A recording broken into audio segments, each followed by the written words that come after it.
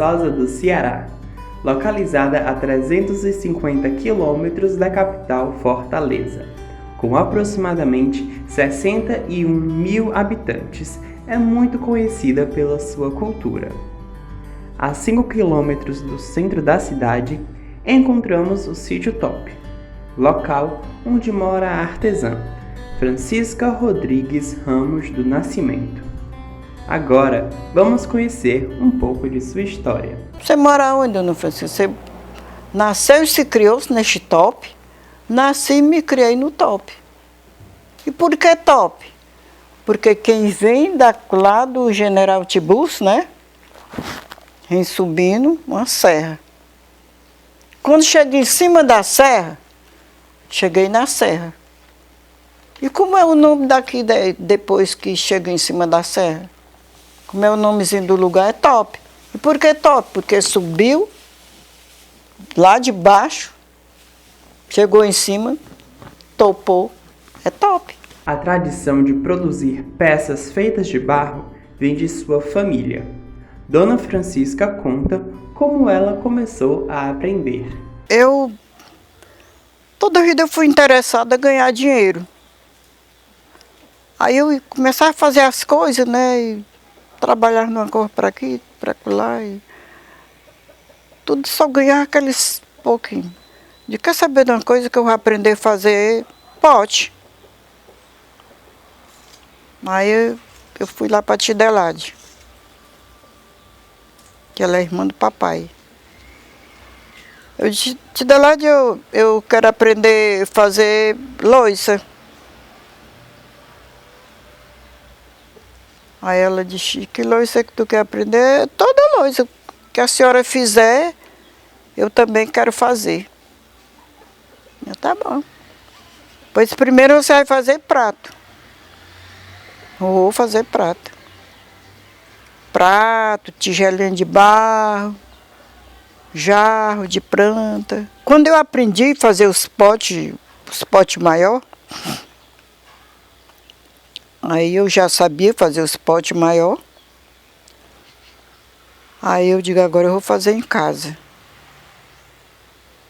Porque quando era para queimar, a gente trazia lá de baixo para queimar aqui. Papai fez um forno, daqui eu levava para Viçosa para vender. Papai tinha uns jumentinhos, né? E botava nos jumentos, a gente ia vender na rua. Para o poder público, a feira tem uma grande relevância para a cidade, tanto pelo valor cultural quanto pela economia. A feira aqui em Viçosa, ela é um carro-chefe, né? É tradicional, né? Eu tenho 49 anos e cresci vivenciando a própria feira, né?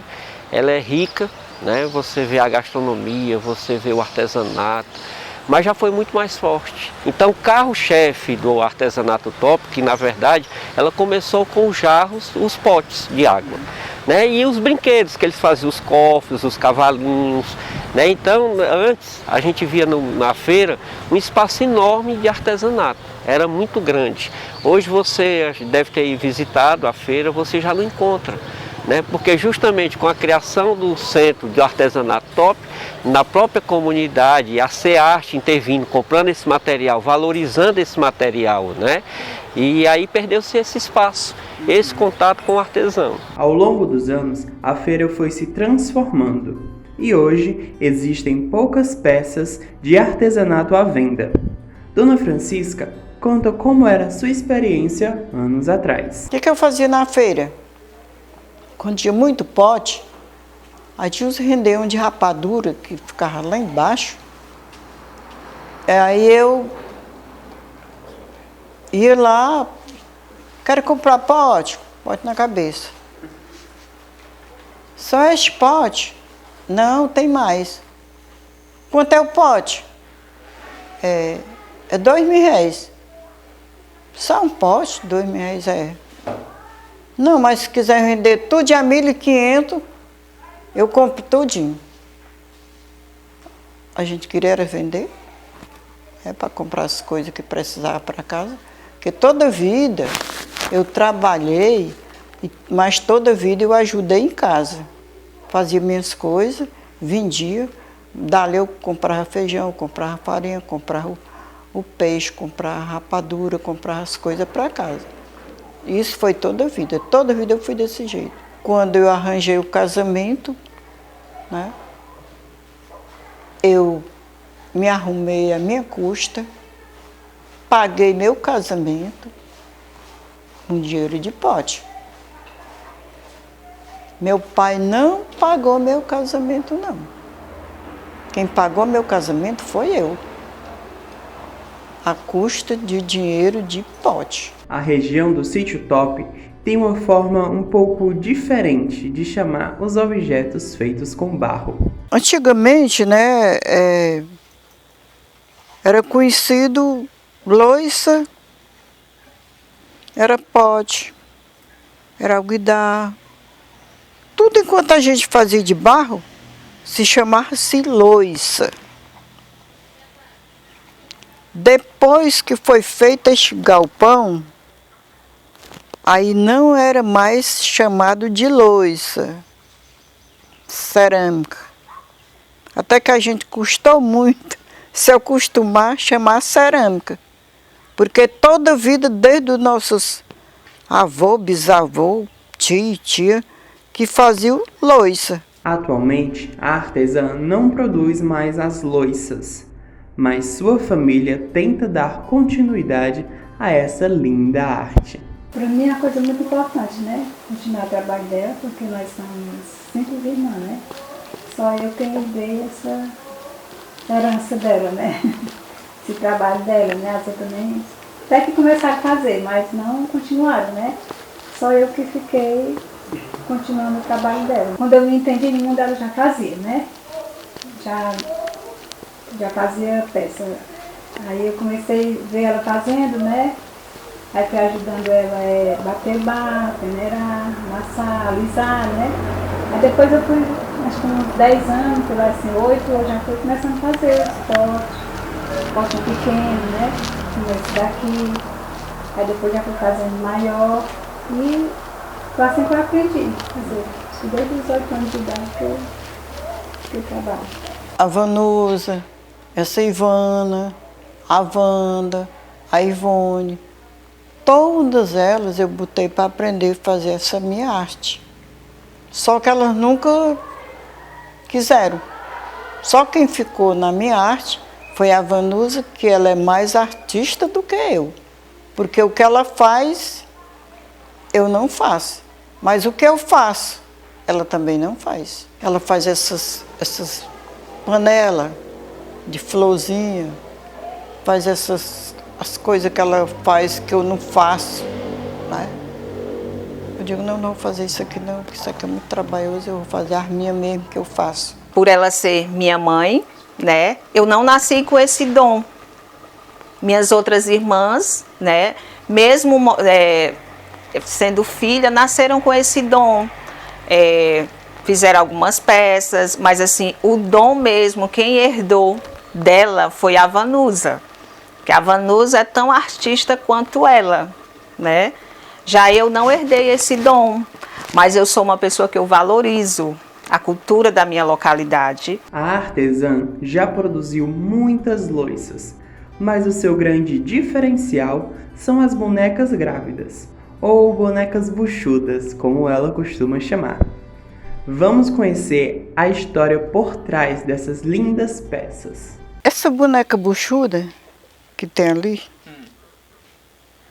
eu fiz ela buchuda e fiz mais outras bonecas buchudas, porque aqui tinha uma senhora que se chamava Maria de Andrade. Aí quando ela teve o último filho dela, né, o caçulo dela já tinha 12 anos. O caçulo era grande já. Aí eu me lembro que ela chegou lá em casa e disse, ora com mais Luísa, tu nem sabe de uma coisa. Ela disse, o que foi? Mulher, por uma velha como eu, já de roupa comprida, pois não é que eu estou grávida? Aquele cabra sem vergonha. Aí quando foi um dia, eu disse assim, eu vou fazer uma mulher buchuda. A dona Maria de Andrade ficou buchuda depois de velha. Eu vou fazer uma mulher buchuda. Aí comecei a fazer mulher buchuda. E o pessoal começaram a comprar. Eu quero uma mulher buchuda, eu quero uma mulher buchuda. Já fazer mulher buchuda. E já render mulher buchuda. Foi um sucesso. Aí eu fiquei aqui lá fazendo uma boneca buchuda. Mas fiz porque essa dona Maria, ela teve esse menino, né? Já depois de idade. Para a historiadora e professora doutora Michele Maia, o artesanato relata a história de um povo e dá continuidade às tradições ancestrais. O artesanato está muito associado à prática do povo, não é? Do povo para o povo. A gente vai perceber que lá os povos primitivos, eles já praticavam o seu artesanato. Nos utensílios, nos objetos, não é à toa que os achados arqueológicos em demasia encontraram diversas peças, não é? Nesse sentido. O artesanato já para o mundo moderno, para o nosso período, pode-se dizer que ele está associado a dois grandes pontos. O primeiro que é essa herança imaterial. O que seria essa herança imaterial? Você não vai encontrar um livro específico que aquele artesão leu para fabricar o seu artesanato. Muito pelo contrário. Ele vai falar para você e para os ouvintes que ele aprendeu aquela arte que foi repassada, né, pelo seu pai, ou pela sua mãe, ou pelo seu avô. Ou seja, a primeira coisa que a gente precisa pontuar é que é uma prática cultural, é uma herança imaterial, e aí vários autores da história vão apresentar o que é essa imaterialidade, não é? Essa forma de repassar os conceitos, os hábitos, todas essas práticas. Desde o início a gente já pode perceber que há sim essa associação de como nós podemos ver a cultura de um povo a partir do seu artesanato. Então, de um lado nós temos essa herança imaterial que é repassada de pai para filho. Por outro lado, a gente tem que pensar nessa característica também de como essa cultura ela vai sendo apresentada para o público e ela vai ser representada, não é? Vai representar ali uma dada sociedade, desde a cultura do barro, desde a questão da própria rendeira, como outros e outros que nós temos aqui no nosso Ceará. Os ancestrais de Dona Francisca tiveram uma grande importância para o desenvolvimento do seu trabalho com barro. Os bisavôs do meu pai, eles eram índio puro. Se eu sou descendente de índio, quem é que pode dizer que não? Mas a senhora não acha ruim, não? Quem pergunta à senhora se a senhora é descendente de índio? Eu digo não. Não, porque meus pais sempre diziam que os tataravô deles era índio. Muita gente diz, olha, o que é que tem aqui que caracteriza na cidade esses indígenas? Tem duas coisas, é a construção da igreja, que nós vemos lá a pedra, o barro, o óleo de baleia, e nós temos também no artesanato top essa grande expressão indígena, que ela foi descendente de seus pais, de seus avós, né, que vinham trazendo dessa arte de moldar o barro, né, de transformar o barro em uma arte preciosa, que são as suas bonecas, são as suas peças, que ela tanto faz com amor. Com tanta história, talento e dedicação, não é de se admirar que Dona Francisca tenha recebido muitos certificados pelo seu trabalho. Mas o principal deles é o título de Mestre da Cultura do Ceará, recebido em junho de 2005. A partir de 2006, o nome do título é alterado para Tesouros Vivos da Cultura do Ceará. A lei original tem o título de Mestres da Cultura. Tempos depois, a lei se modifica e ganha esse nome que tem hoje, Lei dos Tesouros Vivos, certo? Porque a gente entende que existem inúmeros mestres e mestras da cultura no Ceará, certo? E quando a gente certifica, dá um certificado, diz que o Estado reconhece aquele saber fazer, na verdade, ele está patrimonializando um tesouro vivo, que é um conceito que vem da legislação de patrimônio até da Unesco. Com o programa Tesouros Vivos, o que o Estado quer é reconhecer a importância desse saber fazer da pessoa, certo? Estimulando essa pessoa a continuar repassando esses saberes para que eles não se percam, para que essa tradição ela não se perca. São saberes que nessa sociedade industrial, né, em que tudo é produzido em larga escala, são saberes que estão se tornando cada vez mais escassos, né? E aí é valorizar essas maestrias, esses saberes, de modo que eles possam ser perpetuados para outras gerações. Esse título de mestre da cultura foi uma coisa que me surpreendeu, né? Me surpreendeu mesmo, porque eu nunca pensei, né? Foi uma coisa que eu toda a vida fiz essas peças, mas nunca me veio no sentido de um dia eu passar a ser mestre da cultura.